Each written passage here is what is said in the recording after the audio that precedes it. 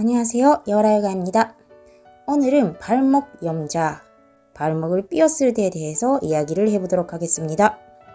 발목을 삐면 어떤 증상이 있고 또 어떤 과정을 거치면서 좋아지는지, 또 과정마다 응급처치, 개선 방법이 다릅니다.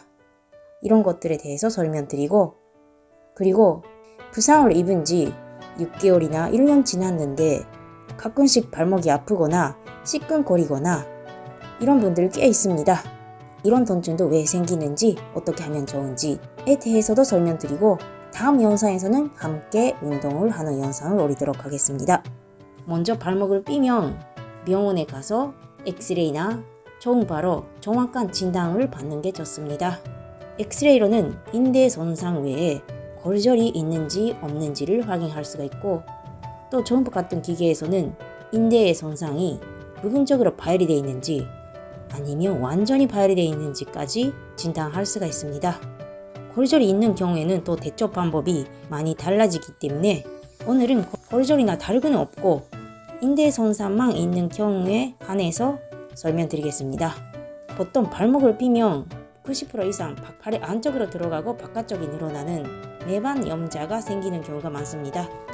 이럴 때 바깥쪽 인대가 손상이 되는데, 바깥쪽의 인대는 주로 전고비인대, 또 전비인대, 또 후고비인대, 이렇게 3개의 인대가 있습니다. 근데 대부분은 전고비인대, 비거를 끝 바깥쪽 복숭아뼈에서 포골에 붙잡게 되어 있는 이 인대가 부분 파열이 되거나 완전 파열이 되는 경우가 많습니다. 부상을 입으면 이 인대 부분을 누르면 아프고 주변이 붓고 열이 나고, 또 심할 때는 완전 파열이 되면 엄청 아프고 걷지도 서지도 못하고 발목이 완전 불안해집니다. 먼저 염자가 생기고 2주 동안은 염증이 심한 시기입니다. 이때 응급조치가 중요한데, 이 방법을 요즘에는 브레이스라고 합니다. P, 프로텍션은 사포다 같은 기구로 보호를 하고, 또 O, 옵티멀 로딩은 적절한 부하를 주면서 발목 주변의 근육이나 남부 조직들이 굳어버리는 것을 막고, 또 아이스는 냉각을 하면서 염증을 깔아앉게 하고, C, 컴플렉션은 아픈 부위에 뇌출혈을 막기 위해 압박을 하고, 또 E, 엘리베이션은 붓기를 막기 위해 다친 부위를 신장보다 15cm 정도 높게 하는 게 응급처치를 하기에 좋습니다. 전에는 RICE라고 rest, 안전하게 하는 게 좋다고 알려져 있었는데, 움직이지 않고 안전하게 대처를 하면 근육이나 인대 조직들이 굳어져 버리고 회복이 늦는다는 연구 결과가 많이 나왔기 때문에 요즘에는 안전하게 쉬는 것보다 적절히 운동을 시키는 게 좋다는 의견이 많습니다. 그래서 부상을 입은 지 2주 동안은 많이 움직여야 되는 경우에는 재발을 막기 위해 사포타나 테이핑으로 보호를 해야 되긴 하지만, 동시에 아프지 않은 범위에서 발목을 움직이거나 종아리, 발 부분에 마사지를 하거나 아니면 발가락 부분을 운동시키거나, 이런 운동들이 회복이 빨라질 수 있습니다. 근데 운동할 때나 운동 후에 통증이 생기면 염증이 더 심해졌다는 뜻이기 때문에 강도를 낮추시거나 운동을 중단하시는 게 맞습니다. 2주에서 6주, 한 달 이상 지나면 염증이 깔아앉고 통증이 많이 줄입니다. 근데 염증이 깔아앉으면서 동시에 발목 주변의 조직들이 굳어져 버리기 때문에 적극적으로 운동을 시키는 게 좋습니다. 먼저 발목을 삐면서 다리의 근육을 적절히 쓰지 못했기 때문에 발바닥의 근육도 굳어버리고, 또 종아리 근육, 특히 잔피골근, 종경골근, 또 후경골근, 이런 근육들이 많이 긴장되어 있습니다. 그리고 종고비 인대 주변의 남부 조직이나 지반체도 서로 유착이 되어 있기 때문에 특히 발목 앞쪽 부분을 꼼꼼히 마사지해서 유착을 풀 필요가 있습니다. 그리고 이런 근육들이 발바닥의 아치를 만드는 데 큰 역할을 하는데, 특히 발바닥 안에 있는 근육, 내재근 안에서는 엄지벌림근이나 소지벌림근, 그리고 발바닥에서 종아리까지 이어지는 근육, 외재근에서는 잔비골근이나 정경골근, 후경골근, 이런 근육들이 발바닥까지 연결이 되면서 발바닥 안쪽 아치, 바깥쪽 아치를 만드는 데 큰 역할을 하고 있습니다. 그래서 이런 근육들도 긴장을 풀고 나서 활성화시키는 운동을 해야 또 염자의 재발을 막을 수가 있습니다. 그래서 긴장돼 있고 요짝이 돼 있는 조직들은 마사지하고 또 발바닥 아치를 만들기 위해 활성화 운동까지 하실 필요가 있습니다.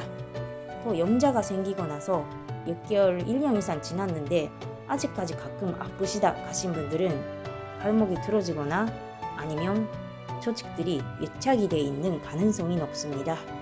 특히 아까 말씀드린 비거리근이나 정경골근 그리고 앞쪽 인대, 심근시태이라고 하는데 이런 시태나 인대, 또 공, 또 안쪽에는 지방체도 있는데 이런 조직들이 유착이 되어 있는 가능성이 높기 때문에 이런 부분은 꼼꼼히 마사지를 하고 또 발목이 틀어진 상태에서 계속 생활하고 있을 수도 있습니다.